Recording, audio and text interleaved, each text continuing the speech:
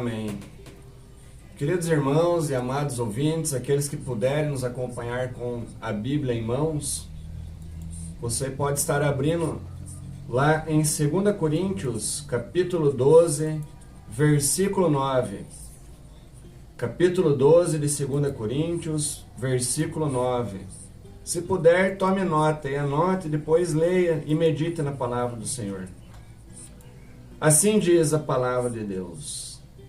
Então ele me disse: a minha graça te basta, porque o poder se aperfeiçoa na fraqueza. De boa vontade, pois, mais me gloriarei nas fraquezas, para que sobre mim repouse o poder de Cristo. Amém? Amém. Senhor Deus, muito obrigado por este versículo, que a tua palavra, Senhor, já sabemos que por certo tem falado ao nosso coração, ó Deus. Sabemos que a tua graça nos basta. E veremos agora, neste momento, um pouco da tua palavra, Deus, para nos dar paz e nos confortar segundo a tua graça. Em nome de Jesus oramos. Amém. Amém. Querido ouvinte, a palavra do Senhor diz que Paulo estava com um espinho na carne. E ele orou 3 vezes, mas o Senhor disse: Paulo, a minha graça te basta. E o Senhor fala isso para que ele não se ensoberbecesse com as grandezas das revelações que Paulo tinha visto. Paulo teve uma visão, o Senhor o levou talvez para o 3º céu, como diz a palavra, e não deixou que ele contasse tudo o que ele viu lá. Isso um dia será revelado para cada cristão, assim como foi para Paulo. Mas a mensagem é, queridos, paz para enfrentar os momentos decisivos da vida.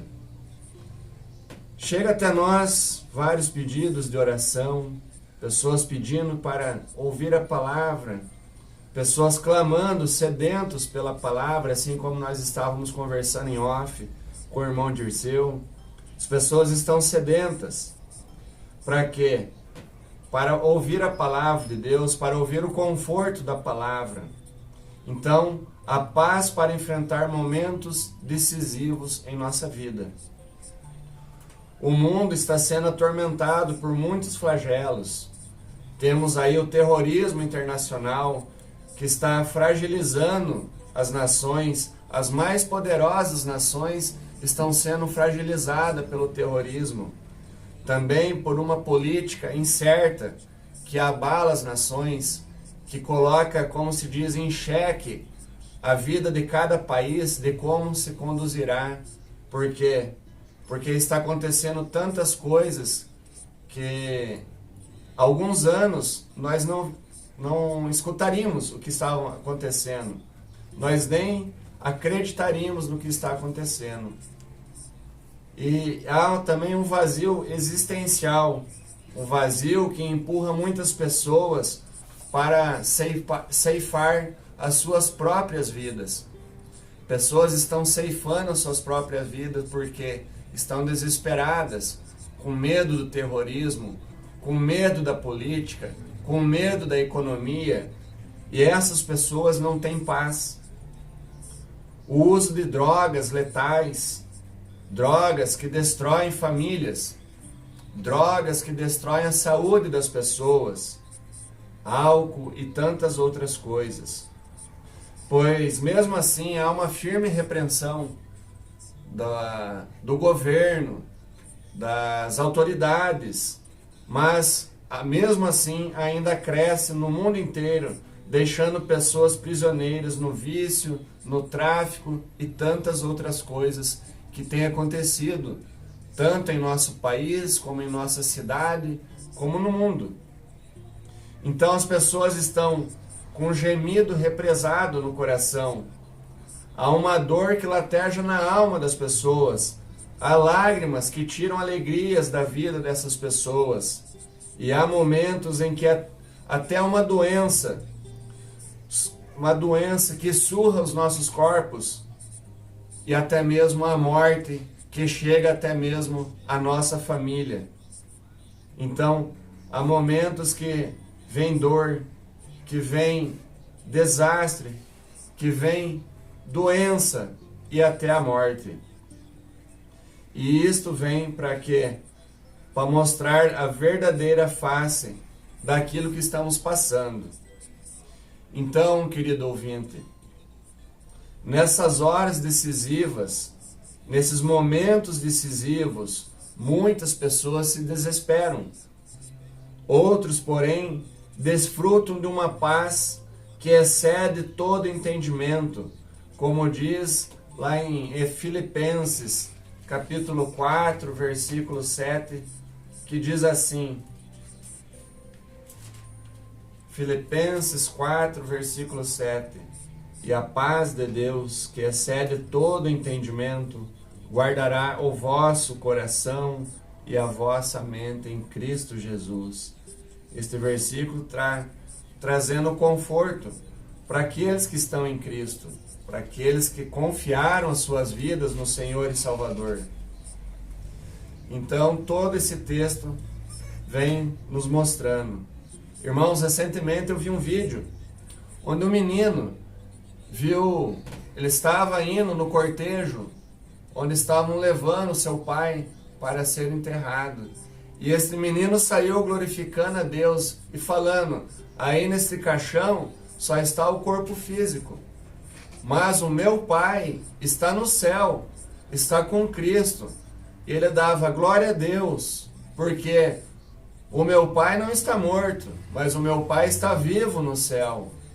E eu vou honrar o meu pai, eu vou servir o evangelho. O evangelho que o meu pai decidiu servir, eu também vou servir. E eu sei que este pai está no céu. E ele dava glória a Deus. E as pessoas glorificavam e se emocionavam.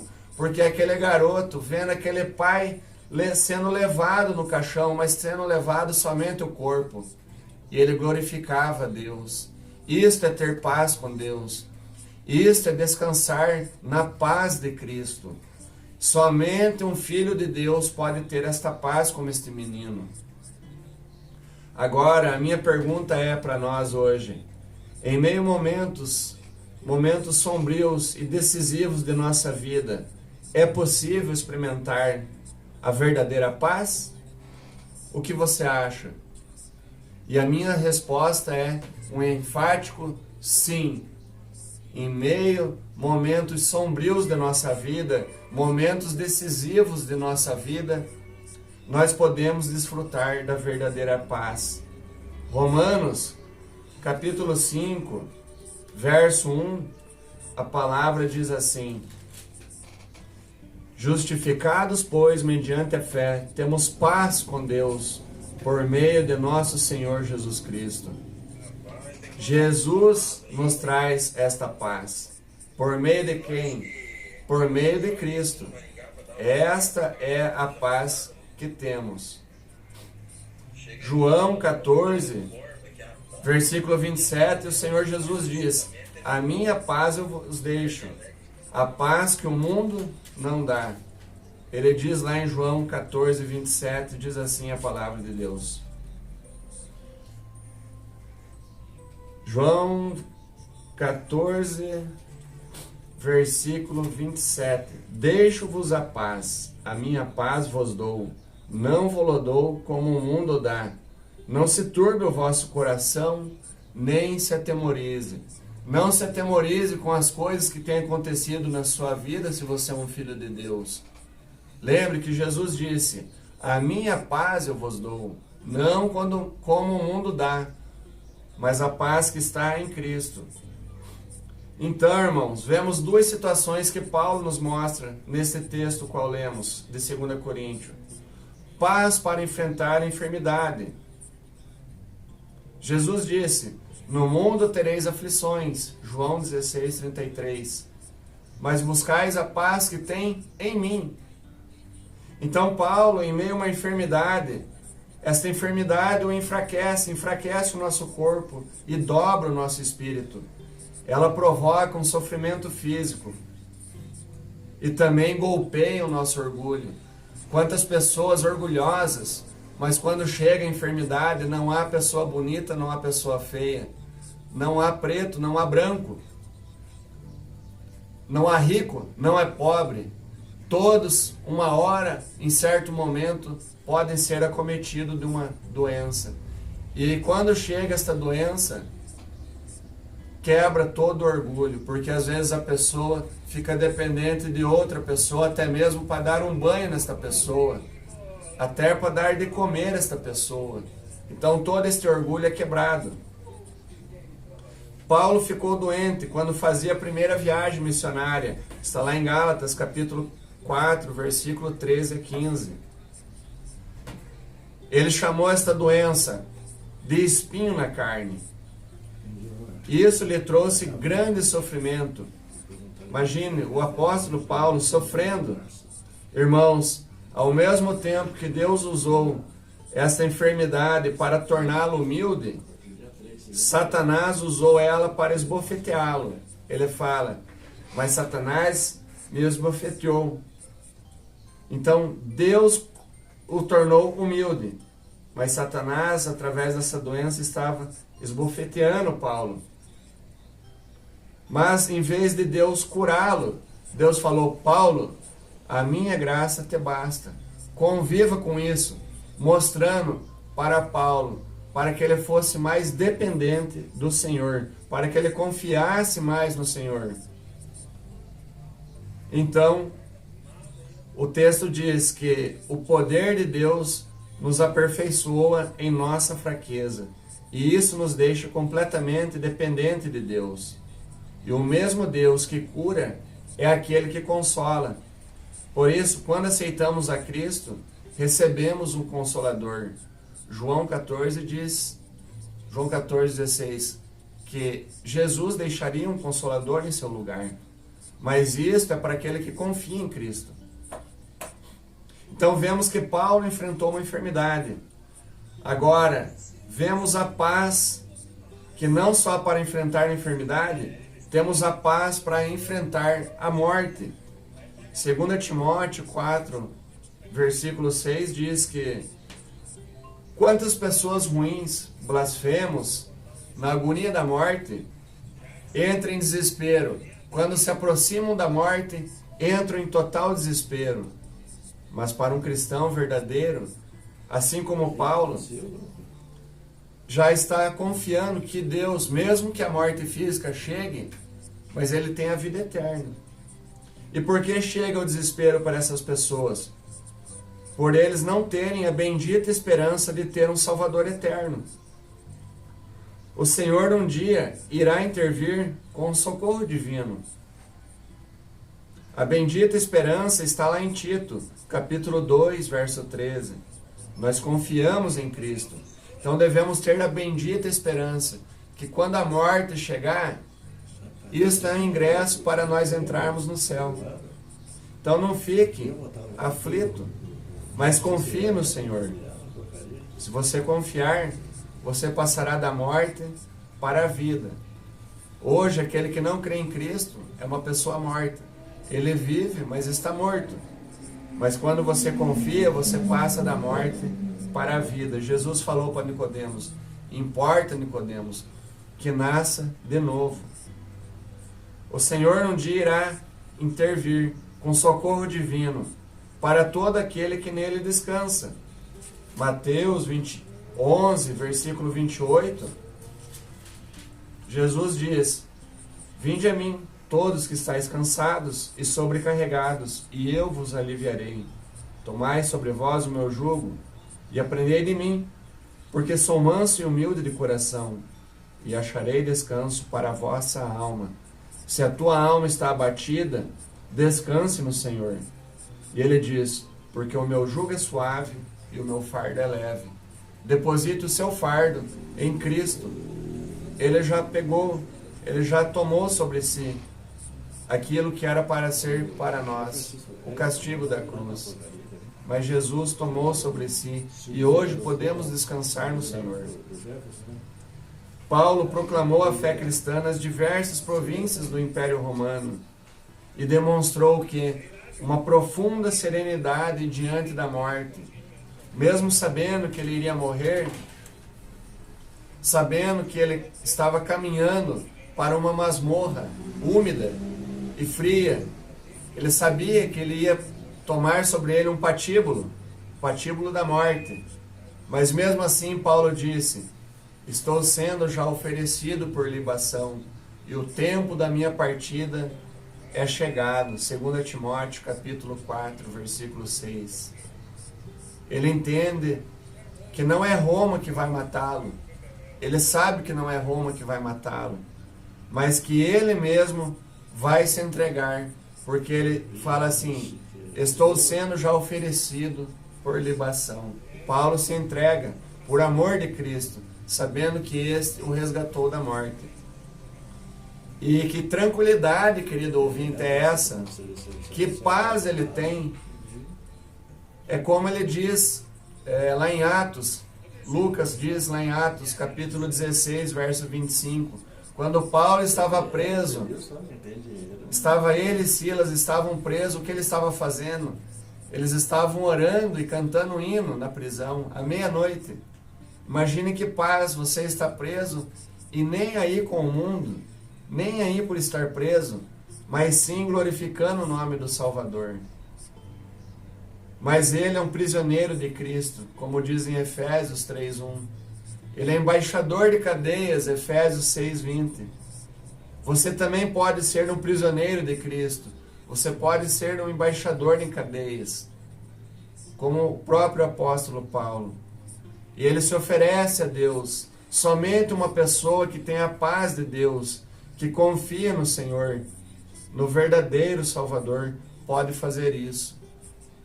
Pode ficar em paz, mesmo em dificuldades, porque ele sabia em quem tinha crido. Como diz em Timóteo: eu sei em quem tenho crido, e ele é fiel e justo para me guardar o meu tesouro até o dia final. Então, Paulo confiava plenamente no Senhor.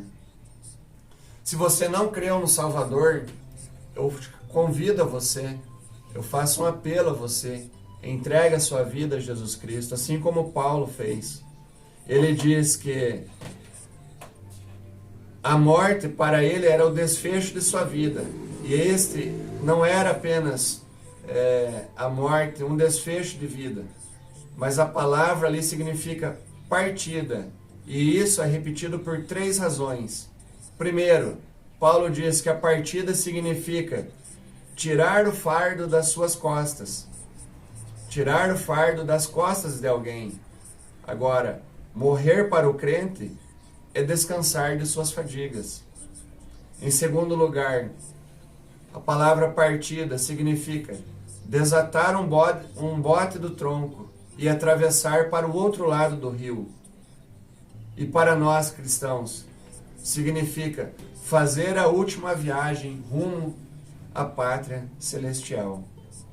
Terceiro lugar, a palavra partida significa afrouxar as estacas de uma barraca, levantar acampamento e ir para a casa permanente junto ao Pai.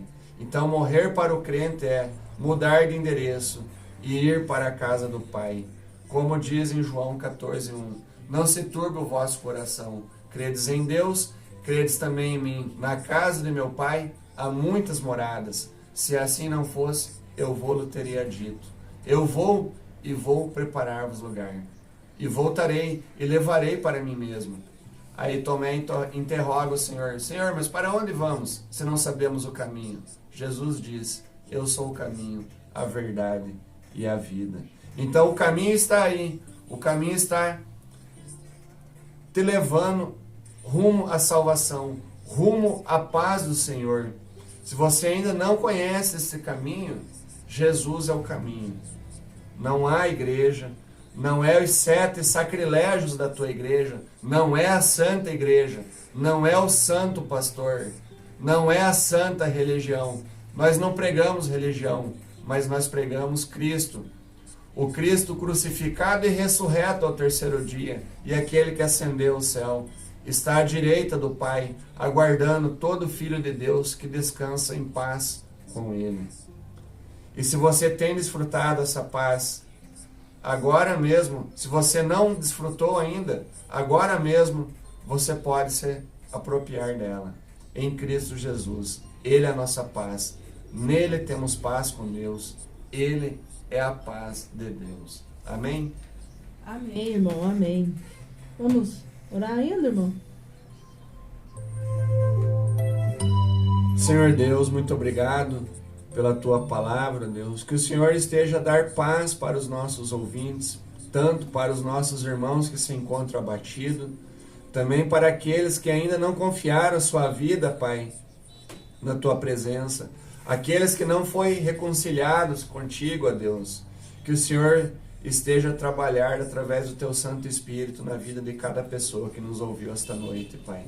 Que a Tua palavra seja para dar conforto, mas também para mostrar que são pessoas pecadoras e que necessitam do arrependimento. Arrependei-vos, pois, e se voltem para o Senhor. Todo pecador que nos acompanha esta noite, tome uma decisão enquanto há tempo, meu irmão. Meu caro ouvinte, volte-se para o Senhor. Não deixe de se voltar, confessar que você é um pecador miserável, um pecador desgraçado que necessita da graça do Senhor. E somente através da graça do Senhor você encontrará paz. Em nome de Jesus eu oro que o Senhor esteja a trabalhar na sua vida. Que o Senhor chegue com paz, com misericórdia. E que esta paz possa alcançar o teu coração e os lados obscuros da tua alma. Que você possa colocar na presença do Senhor. Este fardo que você está carregando esta noite, meu caro ouvinte, coloque na presença do nosso Senhor e Salvador.